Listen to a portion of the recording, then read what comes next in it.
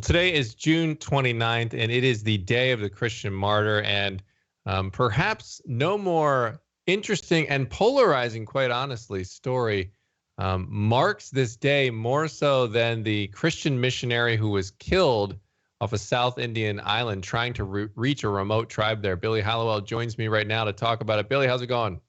Doing well. How are you? Good. And this story, Billy, created a lot of controversy and mixed emotions.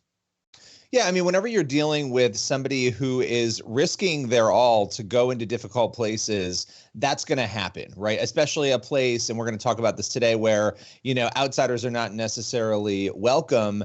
And yet it kind of reminds us of these amazing stories throughout Christian history of people who are willing to risk their lives, who are willing to go to those tough places so that people hear the truth.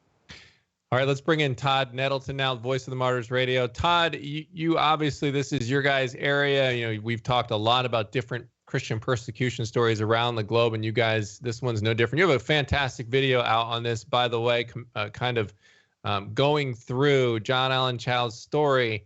So tell us a little bit about your passion behind this one. Well, this is kind of personal for us. You know, John went to college at Oral Roberts University right down the road from our headquarters here in Oklahoma. There are people I know who knew John and went to school with him. And so telling his story, the other thing I think is really significant about the Day of the Christian Martyr this year and about telling John's story is the story was told in 2018, but it was really mistold. You know, there was a lot of misinformation about he was an adventurer. He was an adrenaline junkie. He just sort of woke up one morning and decided to go to North Sentinel Island and got himself killed. And a lot of the secular press in particular was like, well, he got what he deserved.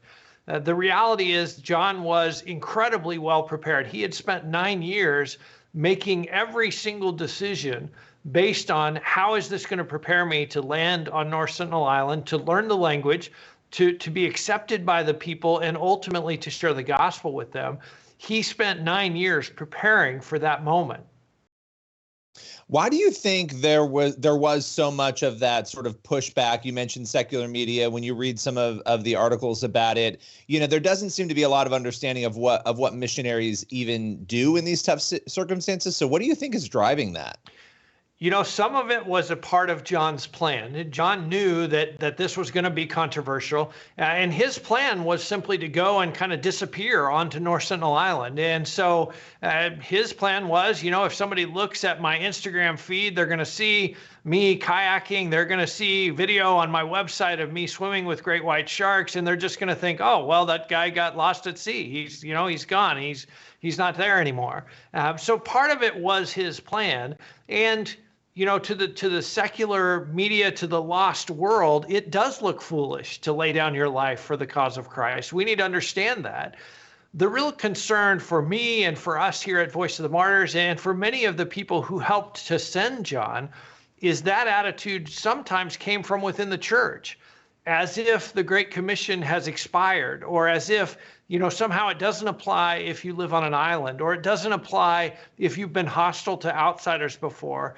Jesus' call to go into all the world and make disciples applies to North Sentinel Island. And it's really concerning that some Christians would look at John and say, why would he do that? Why would he sacrifice so much? And also interesting, too, is how the reaction of it was once he was killed. And it's just this, well, we can't risk going in there. And correct me if I'm wrong here, Todd, but I think his body was not recovered there. I think it looked like the Islanders might have buried it there, according to some witnesses off the coast after he had been killed, that they buried it there along the shore. And then the country, India, the authorities nearby, they just kind of wiped their hands clean of it and just said, yeah, no, we're not going to deal with that.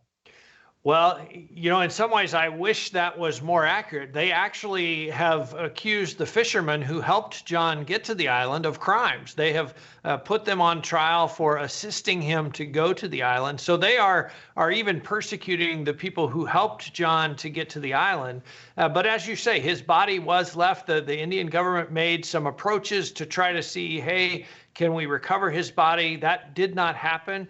But that was something that John said in his journals in the days before he was killed. He said, if I am killed, leave my body here. He saw that as a practical testimony of the presence of God's people on the island. And so that was his instructions, to leave his body there. He also talked in his journals about whoever would come after him, because he knew, if I am killed, someone else is going to have to come later to share the gospel. He prayed for whoever that person would be. You can read that prayer in his journal. And he asked God to give them a double portion of his spirit to go and to reach the Sentinelese people. What can you tell us about these people and the island? Because I think that's a big piece of this, right? It's easy to get hung up on what happened in John's death, but understanding why he was going there, what life is like there, and why it's so reclusive, and why people are actually precluded from going. You're not supposed to go. So tell us about that island. Well, North Sentinel Island is in the Indian Ocean. It's actually closer to Myanmar than it is to India, but it is controlled by the Indian government, and the people are completely isolated. They have no contact with outsiders. There's nobody who has left the island and sort of settled somewhere else where you could talk to them and try to learn the language, or at least learn a few words. They are completely isolated, and they have been very hostile towards outsiders. In 2006, there were 2 Indian fishermen that drifted too close to the shore, or drifted to the shore. They were killed by the islanders. And so there has been that history of hostility. Now, that goes back to some of the English generals that controlled that part of the area. Some of the Sentinelese people were kidnapped off the island and taken to the mainland. So there is a great distrust of outsiders by them. And John had hoped to break through that. John had spent a lot of hours with another missionary who had reached an uncontacted tribe, and they had talked about, okay, what did you do to get accepted? What gifts did you bring with you so that they would accept you and welcome you? And they had talked through that strategy of how to approach. And John was trying to put that into practice. The day before he was killed, he had rowed his kayak close to the shore. He had left some fish and some fish hooks as presents for the islanders. So he was trying to work that plan to make contact and to sort of earn the right to be accepted to come on the island. This is an interesting dilemma now going forward, because I believe it's the Indian government has imposed, kind of a radius around this island where you're not allowed to really go in there on a vessel or anything. And they've taken this attitude of just, well, it's too dangerous for everyone involved, for the islanders, for anyone approaching, to even bother with these people. And so their strategy is just leave them alone. How do you go about breaking through that at some point?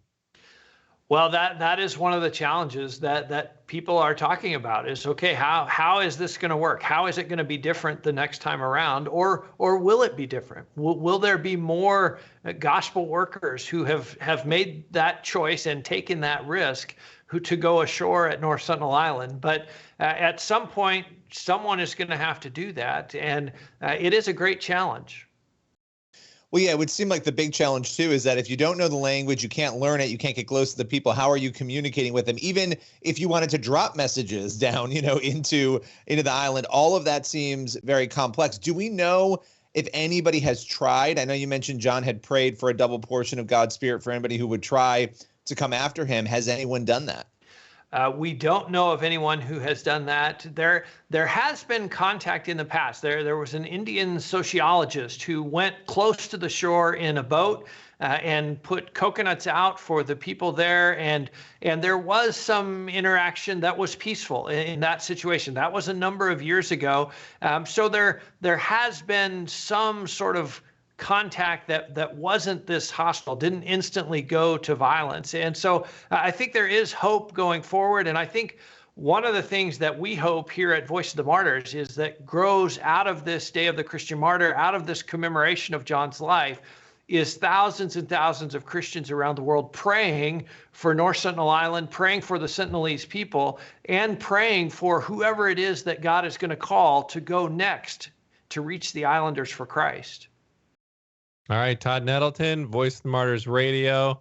And you can check out their wonderful video that kind of recaps this story and tells it in a really powerful way over on their website. So, Todd, thanks so much for stopping by and talking about this story with us. It's been my pleasure. Thanks for having me.